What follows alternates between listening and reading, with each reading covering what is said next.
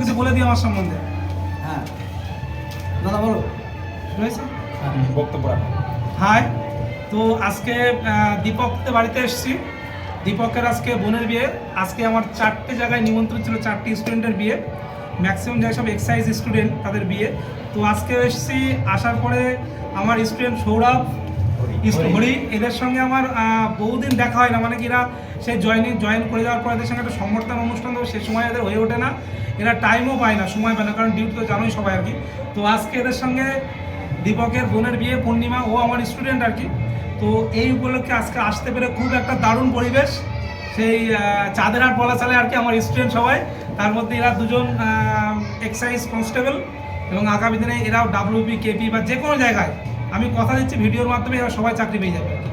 তো এই দীপক, এই সৌরভ আর হরি, এরা কিছু বলুক, এদের সাফল্যের কিছু কৃতিকতা তুলে ধরুক, আগামী জেনারেশন বা বন্ধু বান্ধব যারা আছে এদেরকে উৎসাহী করে ইন্সপায়ার করুক যে এরা চাকরিটা পেলো, কীভাবে পেলো, এদের পাওয়ার কী, এর ভিতরে উৎস কাজ করবে। সৌরভ বলো কিছু একটি।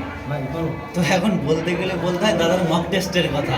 হ্যাঁ বলো। দাদার প্রত্যেক দিন যে বিকেলবেলা যে মক টেস্টটা হতো, সেই মক টেস্টে মানে দাদা লাস্টে সবার খাতা দেখে সবাইকে একদম লাস্টে যে নাম্বারটা পেত, সেই নাম্বারটা অনুযায়ী দাদা সবাইকে কথা বলতো একটা, যে তোমার এই জায়গায় ইমপ্রুভ করতে হবে, এই জায়গায় তুমি দুর্বল আছো, এই জায়গায় তুমি ঠিকঠাক আছো, এই জায়গায় এরকমভাবে চালিয়ে যাও।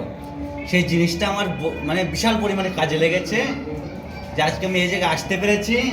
তো দাদা তার পেছনে সবসময় এদের বলবো, এদের প্রচণ্ড অধ্যাবসায়, পরিশ্রম, হার্ডওয়ার্ক। ট্যালেন্ট বলে কিচ্ছু নেই, জাস্ট হার্ডওয়ার্ক, কন্টিনিউ ধারাবাহিকতা যদি থাকে তো সাফল্য হাতের মুঠোয়। আমি তো বলছি কন্টিনিউ, তো এরা আমার কাছে এখন কন্টিনিউ করে, এরা তো সবাই চাকরি পেয়ে গেছে। হরিব তো মানিক কই, মানিক এই রকম কি হবে মানিক বলুন। এই যে প্র্যাকটিস সেট, আমি কন্টিনিউ প্র্যাকটিস সেট দিয়ে প্রায় 22 পেজ, তাই তো আজকেও ছিল 22 পেজ, এর বাইরের থেকে পরীক্ষায় আসবে না।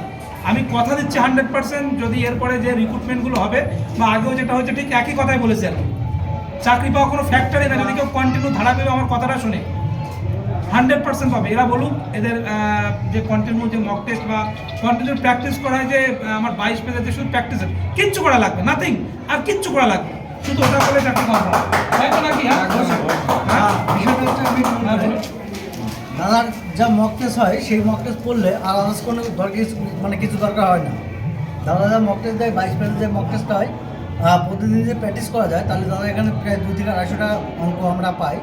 প্র্যাকটিস করলে আর কোনো কিছু প্রয়োজন হয় না। যে কেউ কোনো খুব কমন আসে পরীক্ষার হিসেবে, যে কোনো পরীক্ষায় কমন এসছে, তাই তো? যে কোনো পরীক্ষায় তুমি কিছু বলো আর কি? জলজাত উদাহরণ কে?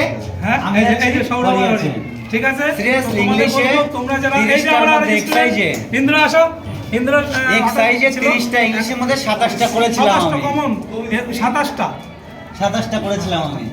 ম্যাক্সিমাম সঠিক, ম্যাক্সিমাম একটা ভরসাযোগ্য জায়গা। এইখানে অনেক ছেলে চাকরি পেয়েছে। হ্যাঁ, এবার আশা করি আমরা যারা আছি এবার আমরা বেরিয়ে যাবো। এই যে বেরোতে হবে, ভাই বেরিয়ে গেছে, বেরোতে হবে, আমি বের করিয়ে ছাড়বো। ঠিক আছে, বেস্ট অফ লাক, তোমাদের সঙ্গে আমার পরে দেখা হবে।